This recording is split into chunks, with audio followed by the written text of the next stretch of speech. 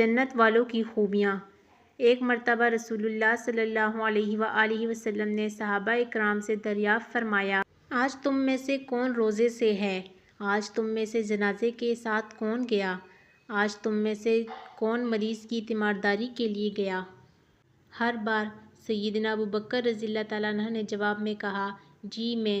اس کے بعد نبی کریم صلی اللہ علیہ وآلہ وسلم نے ارشاد فرمایا، جس آدمی میں یہ خوبیاں جمع ہوں وہ جنت میں داخل ہوگا۔